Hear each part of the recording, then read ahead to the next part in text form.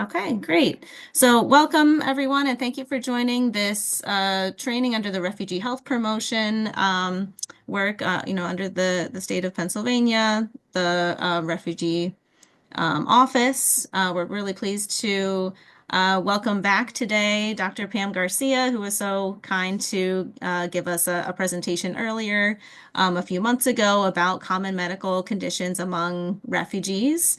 And so Dr. Garcia will be giving us part two of that. There were a lot of great questions last time and a lot of interest.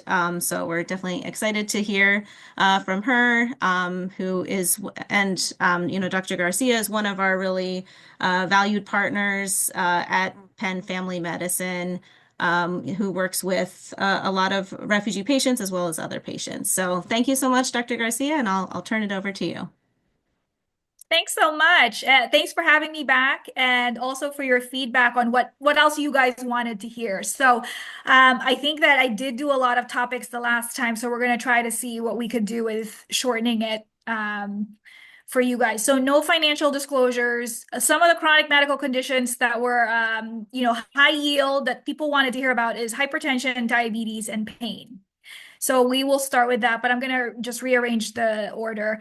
So we're just going to review hypertension and diabetes, pain and trauma, and basically how do we assist in that management. I'm not going to give this lecture, you're not in, in too much detail, but the broad overview. I'm going to start with pain.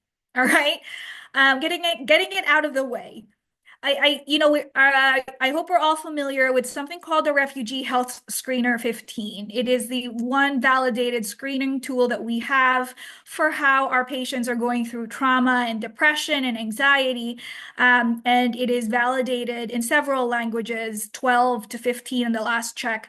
And it is one that should be administered in their native language. And we administer this throughout the care of a patient. And so this is what it looks like if you guys are not familiar with it, but let's look at the symptoms. Muscle, bone, joint pains, feeling down, sad or blue. So that's really probably the only one that's mood. Here, number 6, faintness, dizziness, weakness, nervousness or shakiness, feeling restless, can't sit still, crying easily, feeling helpless, and too much thinking or too many thoughts.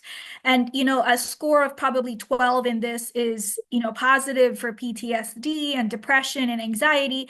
And that's a screener for us to evaluate patients. But the important thing I want us to see here is how there's physical manifestation of their emotional and mental trauma. And both are actually perceived as pain. And the funny thing is that many times people will just give oxycodone, Percocet, but that actually just deals with the physical pain and it's not really taking care of the mental, emotional pain. And yet the body responds to that alleviation of pain, however temporarily. So I think we have to understand the concept of pain because even when we're assessing them for mental health, it's for pain, it's all wrapped up in how they also perceive it.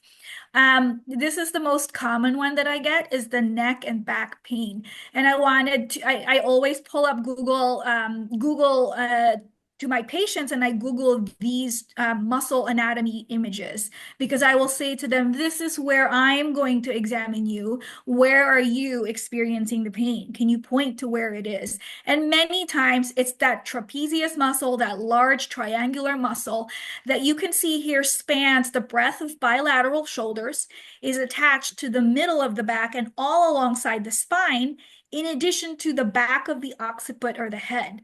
And so when many times people experience pain, they say back pain, shoulder pain, neck pain, headache that go radiating to the front.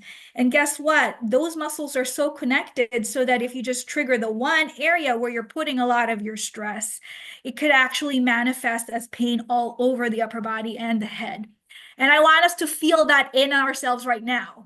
When you're on the computer a lot, you're gonna feel your trapezius. And imagine somebody who doesn't have that self-awareness of what this trapezius muscle is doing, how they're perceiving that pain, right?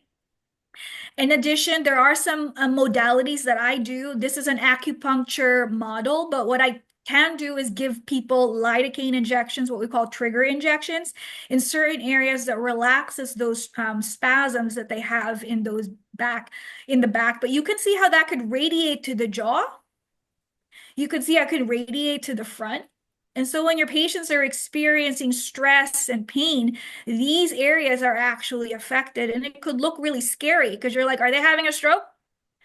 Or, what's going on? Does she need a specialist? Do they need a CT scan, an MRI of their brain? What's going on. So it's I think some things that we should do is some detective work. So I want you to understand what I'm going to commonly ask. Remember the symptoms in the RHS 15.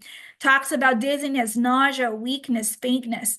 Some of the most common ones I want you to consider are, when was the last time this person had a drink of water? When was the last time they ate? And is stress a trigger? And then the other things are, what time of day did it happen? And what are the other symptoms? So these are very common reasons for these 4 or 5 symptoms that could then modulate how they perceive pain. And I want you to really pay attention to hypoglycemia and dehydration as it pertains to the next 2 topics. So I'd like you to get used to asking these questions. Tell me about when you last drank water. I can guarantee you they didn't drink water because they don't want to pee. When was the last time you ate? They maybe ate a chocolate bar or something like that so that their sugar shot up and shot right down, giving them that headache, that nausea, that faintness sensation. And then, of course, trigger, when does it happen at the end of like during the day? So important concepts about pain. We acknowledge the pain and believe it is real. That is really important because you want to could maintain that trust with the patient. Use silence if you must. And to understand that it is actually causing emotional distress. So as much as pain itself is, from their PTSD to depression and anxiety, it's causing that cyclic response too. I want you to also know what I do. I normalize physical therapy as an extension of myself, Yeah. as part of their treatment, and how I prioritize it. As Carrie knows, all of my patients at some point or other get the dentist, get the eye doctor, get a physical therapist. In normalizing it as part of therapy, they're prioritizing it in their head as really, something that she prescribed for me as much as she prescribed the pill. So it's already re-engaging how they think of treatment instead of pill-based or medication-based. It's actually whole person-based. So it's really important to do that. The other thing too, that you have to recognize your physical therapist, and you got to use your physical therapist as a mental health resource. So aqua therapy is a form of mental health. If they're not going to go to a therapist, I need to work out the physical symptoms of their emotional distress. So, and then finally, their insurance might only allow them to do, I don't know, 6 weeks of PT or something that's limited. I want you to emphasize to them, you can ask the question, are you doing the physical therapy exercises at home? Is it a minimum of 2 times a week that you're doing those exercises? Are you really doing them? Because actually, that is, it's like I want you to think about that as if they're taking their blood pressure pill on a daily basis. Are they doing those stretches for their trapezius? Are they not?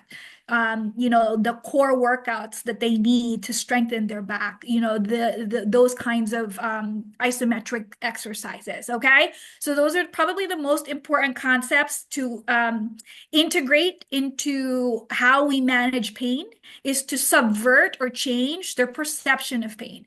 We're acknowledging it's important, but we're going to turn around how we treat it. And we're going to be a little bit creative in how we address therapy, mental health therapy, by using the physical aspect of their, condition. So how do you choose the right company? This is really important, guys. You gotta, right? You guys are looking for these. You gotta find one that accepts their insurance. What's the copay? Is it cost prohibitive? If it's $30, they're not gonna go. I wouldn't go.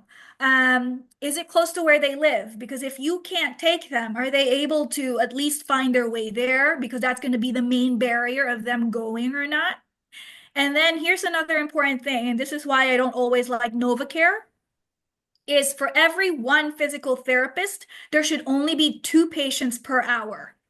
So when you call, you're going to make an appointment for your patient. You're going to be like, "Do you accept UPMC insurance or Medicaid? What's the copay for this patient? Nothing? Great. For your one physical therapist, how many patients are they going to get per hour? You got to get that ratio. It can't be 5, okay? Because your patient already has the handicap of language as a barrier. They're not going to get the attention they need, and they're not going to get optimal therapy. And I want you guys to actually get to know their physical therapist. The patient will be given a card with that physical therapist's name, and talk to them as if they're the physician. What do you want me to do? What are the things I should emphasize in the home that they should keep doing, that they should be doing every single day? The same way you consider me as part of their medical care, you should do that with the physical therapist, because we're using them as mental health advocates as well. And then again, there's some PTs who actually like working with foreign-born patients. So the same way you identified physicians and APPs who like working with our patient communities, you're going to do that with PT as well. So let's pivot to hypertension. And then I can get questions later, or you can just let me know when you'd like to pivot, Ariel. Okay, so basically everybody kind of knows what hypertension is, right? The American Heart Association and the American College of Cardiology provided some guidelines. There's a lot of people who say what blood pressure is, but for the most part, I want you to kind of see it as normal being less than 120 over 80. We say it's elevated if it's below 130 and still below 80. We consider it hypertension when they're in that range of 130 but below 140, and 80 to below 90. Stage 2, we consider greater than 140 over 90, okay? And then there's 2 other categories: hypertensive urgency when it's higher than that, and hypertensive crisis or emergency when they're having symptoms like their kidneys are failing, they're having chest pain, they're having headaches, and vision changes. That means an organ system is involved and is getting damaged by the blood pressure situation. So hypertension has many causes, okay? So the most important one for us to know is really something that's associated with activity. So diet, obesity, physical inactivity, insufficient sleep. There's definitely stress. That is a known component, especially low socioeconomic status, history, family history, somebody who's been pregnant in the past, if they've been diagnosed with gestational hypertension. There's many others like intrinsic kidney disease. Sleep apnea is a big one, huge. There's other kidney diseases because blood pressure is actually controlled by the kidney for the most part. Primary aldosteronism, renovascular hypertension that has a lot of, fibrodysplastic obstruction, and endocrine disorders. I'm only giving this as an overview. You don't have to know all of that, but if somebody's in blood pressure medication or somebody has hypertension, it may be good to kind of identify, oh, is this the reason why? And also some of the things you may be able to identify are certain things that they use. So either they use pills or they were given a steroid taper because they were in the ER for an asthma exacerbation.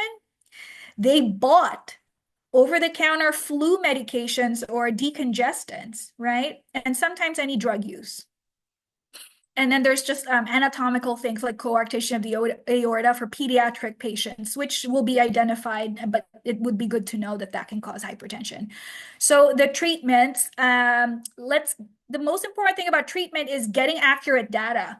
Okay, I have blood pressure in the office, but it fluctuates, right? So what is it at home? And then understanding the effect, definitely the diet is most important. And in helping with that, especially understanding, especially so education, especially access to foods, is there food insecurity, and especially cultural types of diet that we don't always consider or ask about. And then finally, medication adherence. What are the barriers? Are we able to identify that? Some of the barriers I've noted is understanding when to take the medication as associated with times of prayer. Because if they're going to have to go pee, they're not going to take that pill if it's going to affect, the times that they're in prayer. So understanding when you should tell them to take the medication. Or one other one is not understanding what a refill means. Sometimes when the pill bottle is done, they think it's done and it's not. I might not have enough time to talk about that, in the office because I'm trying to prioritize a lot of things, but those are probably things that I would find that are important. Again, I'm a detective. And the better clues I have, the better treatment we have for the patient. And so you guys are like my other detectives, and you are finding out things for me so I could put the picture together and we could help our patients. This is just a trial. I just want to show you how important it is to lower the blood pressure. This is an Esprit trial that shows anybody with any cardiovascular risk factor. So that means diabetes, somebody who smokes, somebody has high cholesterol, is overweight. That's a lot of patients. Are they better off if the blood pressure is low at 120? Or are they better off when it's around 140? The takeaway is it's better if they're lower at 120, but we get it that some people can't handle that and they may get too lightheaded and fall and break a hip or something. So maybe 130 is a good goal for them, and that's okay. The most important thing here is that it hinges on accurate blood pressure measurements, okay? And that it needs to be team-based approach. So we all need one another to get our patients healthier. This is just a series on how to accurately monitor blood pressure. You have to pay to do this one. So I'm just going to give you the 7 simple things. Number 1, you got to use the correct cuff size. And you can see how much each one elevates the blood pressure by millimeters of mercury if you do it wrong. All right, so let's go through them. Don't let them talk. That's it. 10 millimeters of mercury. Use the correct size, 10 millimeters of mercury. Use a bare arm, so no sweater. That's up to 50 millimeters of mercury change. Support the arm at heart level. Empty the bladder. Wow, that's easy. We're making sure that they are. The back, right, and feet should be supported. So feet down. They shouldn't be like on tiptoes or something like that. And the legs are uncrossed. Okay, so we can show them how to do this at home, right? When we get them the right size cuff. Sometimes they may buy the ones that are wrist cuffs. And how do you use that? Well, you actually keep your arm on the elbow and you put it over your heart like this young lady is doing. Okay, and these are appropriate ways because if you don't have good data, if you're not doing the correct detective work, you may be giving the patient the wrong medications. So once we've done that, let's understand the cause with foods and, working with PCPs and specialists. Sodium, really important, guys. So before I even talk to you about medication, it's actually, these studies are showing in large investigation trials how important it is to actually lower the salt. This is the DASH diet, sodium, not just sodium reduction or increased potassium, but the DASH diet. Better than aerobic activity, okay? Better than alcohol moderation or weight loss is the DASH diet. So it's a diet associated with controlling hypertension, and you can Google that, and you can Google it right now if you'd like to look through it, but I'll do that later on. So you can see that at the bottom there, it says minus 10 millimeters of mercury change. So just salt DASH diet will do that. So then maybe we could talk about medications. All right, get excited. Okay, these are medications we commonly use. I want you to kind of just know or kind of recognize them. If you want to dive further, I'm happy to talk to you more about it, but I think we can just sort of review a little bit of, what we give.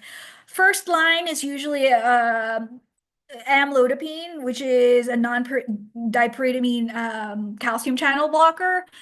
It has no kidney effect. It's great to use, but it can cause leg swelling if you go on higher doses.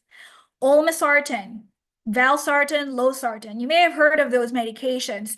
It protects the kidneys, and it's better taken at dinner time. And this has also been studied where if you take some of these medications at dinner time, not bedtime, because if you take it at bedtime, they're going to be drinking water and they're going to be waking up in the middle of the night to pee. So I always say dinner time with the pills. And if you check their blood pressures in the morning, it's much better.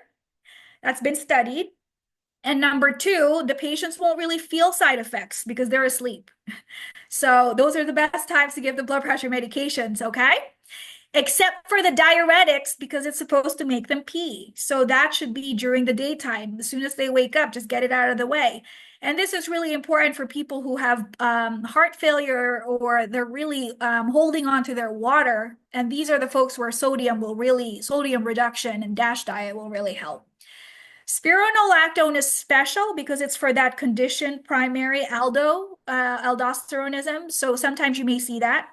We monitor it very carefully because of the potassium and in heart failure. And then at the bottom, the hydralazine isosorbide mononitrate, it's sometimes a combination replacement for olmesartan, losartan, and valsartan, but it's just medications that I want you to just kind of recognize as blood pressure pills. There's a lot of combination pills out there. And I'd really like you to help some of the patients talk to the pharmacist and be like, do you have that pill? Can you dispense that pill for my patient? Because I might have ordered it, but the pharmacy might not have it, and the patient thinks they're taking it. So that's where the confusion can lie. I want you to kind of be familiar with the bottom three there. So even though they look like they're blood pressure medications because they have that blood pressure lowering effect, they're actually more for cardiac indications. So for rhythm control of the heart and for the pumping mechanism of the heart itself. So it's not truly a blood pressure medication, but it has that effect, okay? Monitoring for me, blood tests because I want to make sure that the kidneys are doing okay on the load I'm giving it. And sometimes I just want to make sure that their electrolytes are also okay and that they don't have intrinsic kidney disease. That they also don't have diabetes with the A1C. And then for the lipid panel, I use that to calculate their cardiovascular risk for heart attack and stroke. And so those are the ones that I tend to look at. But for us, as far as monitoring outside of that clinical portion, the most important ones are blood pressure devices. How do I get my data? Is it accurate? Do they have one? Can I bring it into the doctor's office the next time they come or remind them to bring it so I can compare it to my blood pressure and make sure that it's actually accurate? We don't always ask about insecurity of food resources. They buy what's cheapest, and the cheapest in this country might not be the vegetables that they're used to overseas, because, so that's actually important to know. And you guys know that already, but those are questions that I have my residents ask because they assume that, they're able to access healthy foods. And I have a lot of patients who work at Amazon or at some sort of bodega. And guess what the hours are in a bodega? It's like 5 a.m. until like 7 p.m. And most places are closed. So they can't really go and buy good food except like Popeyes or, McDonald's, because that's what's open, right? So I think understanding access is really important too. So again, the pharmacy with refills and reconciliation is really important because what bottles do they have at home versus what's written in my electronic medical record may be two different things. So really good insight into that. Like, how I give you guys, sometimes I give you the after visit summary. I know for some of my, for Liz and for Kashif, I give them that. If you could look at the medications, it's listed there. That's what I have, but that might not be what they have at home. So it's good to kind of assess if that's correct or not. And then scheduling the medication intake. Making sure the diuretic or a medication that makes you urinate a lot is taken more in the morning, more in the afternoon. So let's say the doctor says they get discharged home and it says every 12 hours. That's a soft call. Give it to them at 7 a.m., 8 a.m., and then make them take the second dose at 3 p.m. Do you really want them peeing at 7 p.m. at night? No, you don't. And they don't like that either. So, yeah, and then dinner time for those blood pressure medications, just so they're not drinking water at 10 p.m., 9 p.m., which could further disrupt their sleep, especially for our gentlemen with enlarging prostates. It's going to be a very difficult thing. So, Excuse me, how are you Dr. doing? Garcia. Yeah, We're good. We have a question in the chat if you yeah. would like to do that now. So the question is, how often does it need to be within a range to be considered chronic and require medication? So I think about like diagnosis and treatment of hypertension. Like hypertension. I was just thinking, like, because if sometimes can vary, I wasn't sure if there's some specific range and within a certain period of time that someone would be considered require a medication, or is there many factors to unfold before even Yeah, considering yeah. that?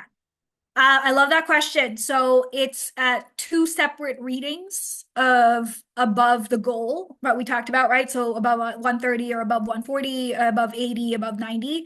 So two separate occasions. That's why I said the office is only one-time blood pressure check. They may or may not repeat it, right? So that's one. If you look again, like let's say they visited me and the blood pressure was high. 2 weeks later, they go see their cardiologist or somebody, some specialist, and it's also high, or the physical therapist and it's high. That's two separate occasions where it's elevated. I would call that hypertension. But the other thing too to understand is people are always high blood pressure readings when they're in a medical setting. So that's why I said, what is the home blood pressure like?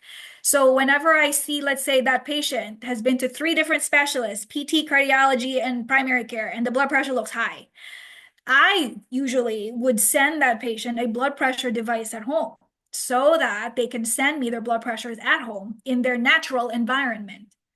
And then that might, if it's still high, then I would say perhaps it's time to initiate medication. Patient might not want medication. That's why I'm emphasizing to you how important actually the DASH diet and sodium restrictions are, because that actually can just lower the blood pressure significantly where they might not need meds. Thank you. Yeah. Any other questions? That's a good one. Can I ask a follow-up? Yep. Since you mentioned that like white coat effect, do you have just in your observation, have you found that that happens more frequently among your, refugee patients than others, or is it kind of, pretty similar across the board from what you've seen? I will say that refugee patients at their first initial evaluations, their blood pressures are great. Fabulous, amazing. That's because they've been eating healthy. And it's only been 30 days. It's only been a few days. It's progressively over time as they've acclimated to the US, they've taken on our risk factors. So that's where I would see it. So it's not at the initial unless it was already identified at their, pre-arrival that they had hypertension. They're going to be put on meds regardless. Second, I tend to think about the circumstances, right? They don't tend to drink caffeine before their appointments. If anything, they actually don't eat and don't drink, and that's what drives maybe high heart rate or them feeling dizzy. That's more what I see. And usually sometimes they've been waiting in the waiting room for a while. And so the white coat might not be indicated. It's more when they've become really Americans that, is an issue. Thanks. Makes sense. All right, we good? Okay. So diabetes. Why did Dr. Garcia put a car in diabetes? All right. I want you to think of the body as a car, and I'm kind of like the mechanic. Okay. That's really it. You're putting molasses in the gas tank when the car wants regular diesel fuel. That's really what diabetes is. And diabetes is molasses in the gas tank. Guess what? It's going to destroy the engine. It's going to affect the carburetor. It's going to get everywhere.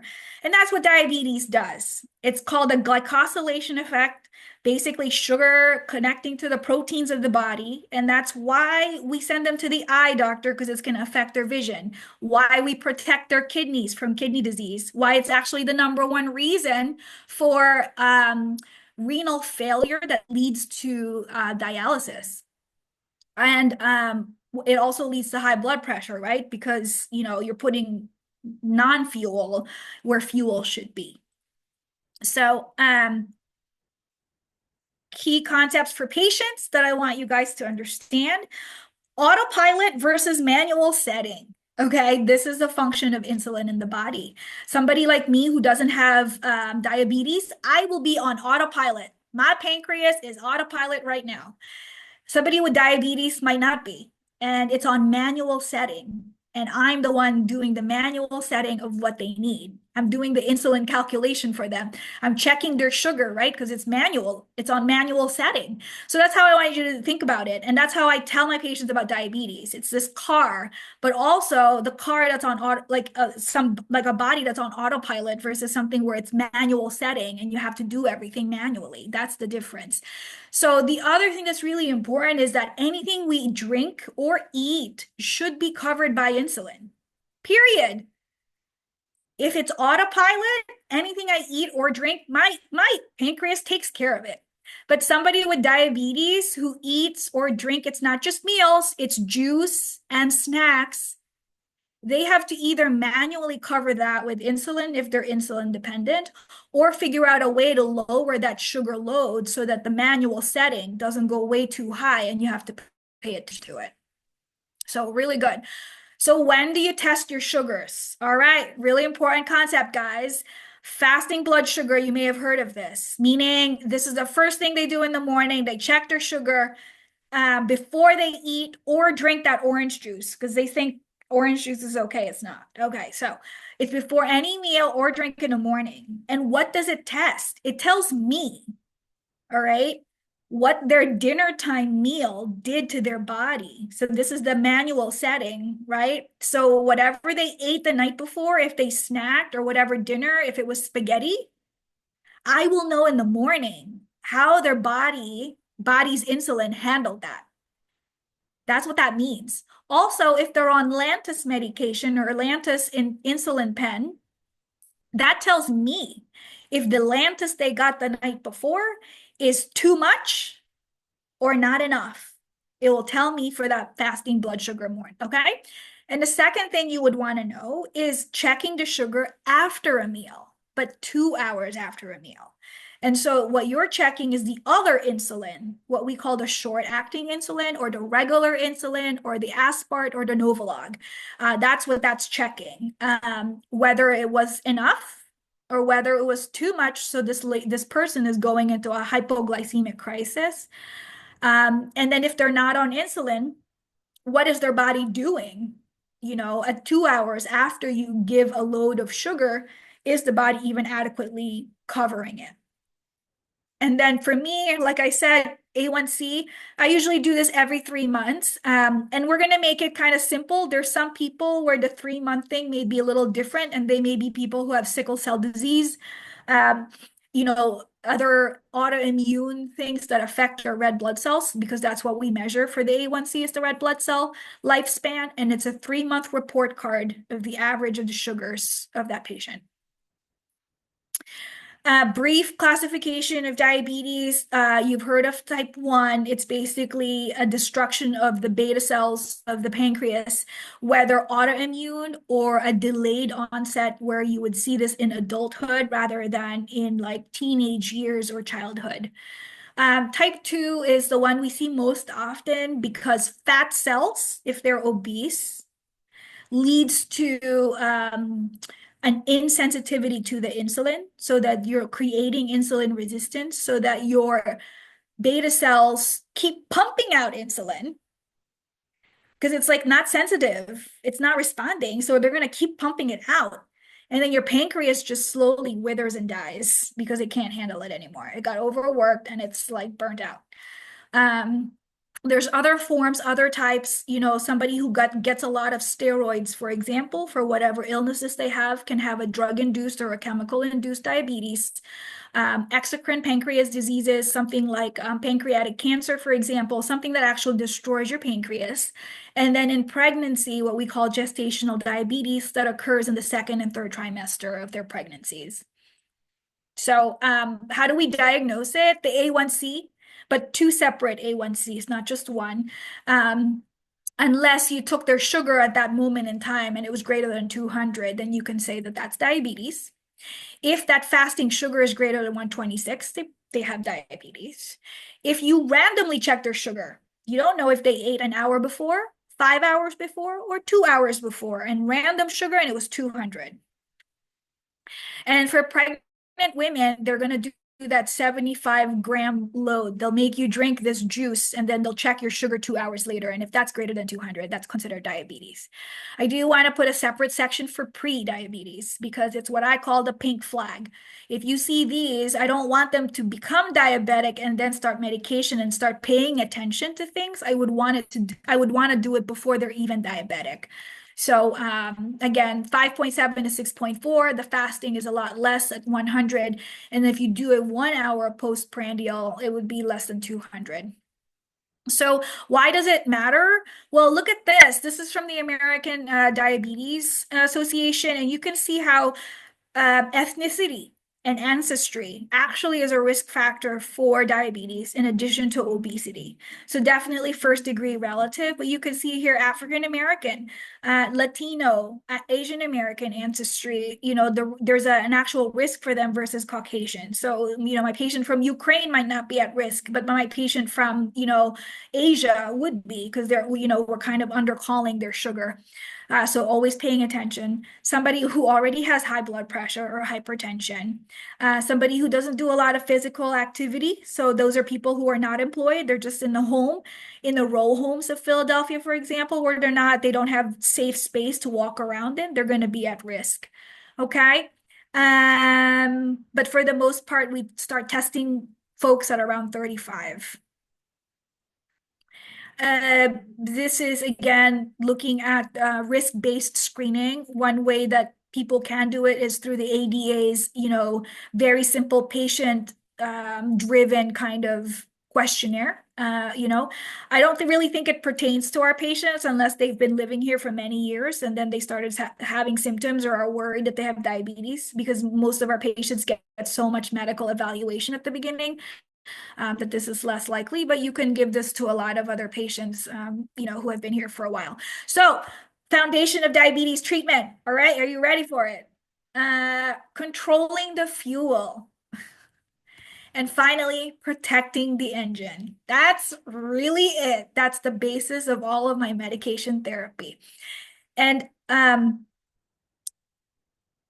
a couple of things like religious and intermittent fasting. What are the differences? These are times where if they mention it to you or you're aware of it, especially with religious fasting, they are at risk for hyperglycemia when fasting ends. So if they're diabetic already, that's something that we should be talking to them about. Or hypoglycemia during times where they're not eating anything and they're doing a lot of activity, like they're working or something like that. And the same thing with intermittent fasting. So look at this. These are, I'm going to give this, but you guys could look at it later. These are,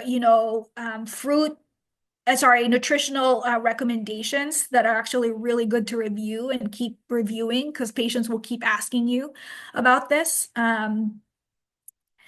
So diet and weight loss, really important in sugar therapy, controlling that. But the main things are sugar control, organ protection, right? Like protecting the engine again, and preventing complications. So some of the medications you may recognize, metformin, really cheap, easiest one to start, okay? There's a few complications with that, like vitamin B12 deficiencies. If they already have kidney injury, it's something we watch. But for the most part, people don't like the gastric effects, but over time it goes away, like the diarrhea and the bloating. But it's the cheapest, most effective medication we've got out there. So if there's any other problem, I can at least send them metformin, and it's really cheap. You may have heard of the GLP-1 receptor agonists. That's the injectable once a week, Ozempic, Wegovy, and Trulicity. This is becoming the backbone and likely will become the backbone of treatment. So getting patients on this so that there's only one medication for diabetes is really important because it takes care of the weight loss and the sugar control all by itself. There's another kind that also controls another hormone for appetite, the GIP, and this is Zepbound and Mounjaro. And all of these medications, unfortunately, in the US, will only be covered, for some of them, they'll only be covered if you're already diabetic. And I'm like, what about before? Because you can use it to prevent diabetes. But, you got to work with your provider on that. But, for now, it's really difficult. Insulin, I just wanted you guys to be familiar with when I would want insulin taken and when I would want it checked, right? So that's what we talked about earlier. And then another one, SGLT2, and this is Jardiance, which is another medication we use for sugar control. Some of the ones we use for organ protection, we also use for blood pressure control. So that's kind of nice. We protect their kidneys and their cardiac muscle from remodeling at the same time that we're helping them control their blood pressure. I don't really like to use the ACE inhibitors because you can get an allergic reaction like angioedema or hives with this one. So I tend to start with the angiotensin receptor blockers and maintain that. I don't usually use ACE inhibitors. If anything, I'll try to switch them out of the ACE inhibitors when I can. And then the medications that we use for sugar control on the left-hand side actually protect the kidneys and protect the heart muscle so that it prevents heart failure and kidney failure in our patients with diabetes. So it's basically a trifecta there if we can get that for them. And then finally, to prevent heart attacks and strokes, the statins or cholesterol medications. And again, checking the engine, right? Are the headlights okay? Ophthalmology. Okay, diabetic foot exams, podiatry, making sure that the rest of the engine is okay, the car itself, vaccinations, it's protections against infection, and of course, dental. A lot of people don't think about dental in diabetics because dental, you have a lot of gingival disease, abscesses that can actually make their way to the heart and can cause endocarditis and a lot of other infections, bacteremia. And a lot of our patients have not had dental care and are really, if ever. So I really do emphasize that for prevention of things. So this is a chart that you could look at. And I posted it up here just for your use. Because I think they're going to give you the slides anyway.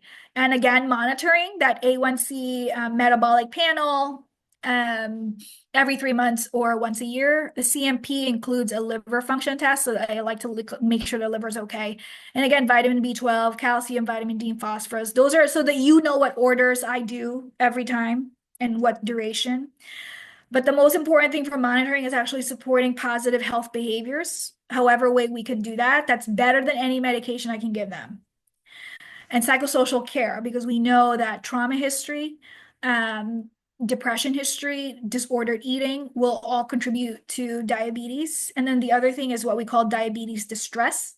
It's just distress with the diagnosis and paralysis so that they'll stop their care. And understanding where that's actually coming from is important. So glycemic goals, I would like for it to be less than 7 in a perfect world, hopefully. So that's my goal every time because that's associated with the least complications. Again, thinking about the car, the engine, right? The human body, that means it has a certain circadian rhythm. And circadian rhythm means that insulin tends to come out more during daylight hours. So eating too late at night means you have more sugar in your bloodstream because the insulin's not working as well, right? It's not out there. So that it's actually really important to emphasize dinner at an earlier hour rather than later. Because of that. And then understanding that actually doing a little bit more like physical activity is really important. And also the sleep quality, okay? Because think about it, it's the engine. The human body is a perfectly organized engine. And if you're not sleeping according to the circadian rhythm of your body, that predisposes you to metabolic dysfunction. Whereas you're stress eating, for example, you tend to crave more sweets and slide it into your diet more than you would if you had gotten a good night's sleep. So these have all been studied, and these are things that the ADA kind of considers for us to think about when we look at our patients. And then finally, thinking about, the whole body and what it does. So in sugar, for example, sweating can lower the glucose, right? Can lower the A1C. You can see that sweating moderate to, so physical activity is green all across. It has all of those benefits. If you're sitting for a prolonged setting, you can see how it can decrease your red arrows means, oh, oops, limited evidence. Strong evidence for so sitting and breaking, the A1C there doesn't have enough evidence to show that, but you can see though, if you're prolonged sitting, your sugar is higher in your bloodstream because you're not using your muscles, the ones that have insulin in it, to bring that sugar into the muscles itself. But you can't really always reflect that in the A1C in studies in people. And then my resources, just my colleague in the Department of Nephrology with hypertension, the ADA, and the Refugee Health Screener. Any questions? Thank you so much, Dr. Garcia. Do folks have questions? Yeah, I have a few, but I'm gonna just try to keep my mouth shut on only on this one. This is strictly for my own curiosity. Just because I think diabetes, like depending on which type of diabetes, diet is still just diet and lifestyle, like you say, is the most important. And when it comes to the diet, I was just wondering if you're aware of if there's any research in regards to if certain folks with diabetes have any specific more or less of like microbiome or microflora that can attribute to risk of having diabetes, or is there just um actually, yeah, I'll stick with that right now. If there's any study on if microbiome can be a risk factor for diabetes.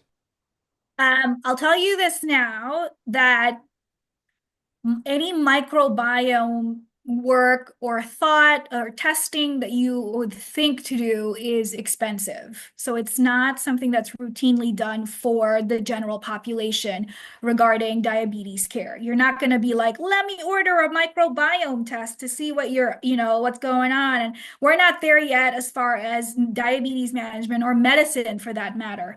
The couple of things I will say about microbiome are, number one, avoid any antibiotics as best you can because that destroys the microbiome and it's very hard to get a good microbiome back in. Number two, any high fructose corn syrup, any processed foods, i.e., the cheapest foods that our patients can get, unfortunately, are actually going to disrupt the microbiome. Period. So that's the issue, right? So how do you get them to have fresh fruits and vegetables that they used to have in the refugee camps, but cannot access here because they're kind of expensive? That's the problem. And it's much easier for them to get processed foods, right? Those, I don't know, home-baked pizzas or whatever. Those are processed foods that will disrupt microbiome. We know that data just from baseline, studies separate from diabetes itself. Any sugar will disrupt the microbiome, period. High fructose corn syrup, which is what I call crack sugar, will disrupt that even further. So those are the three main things.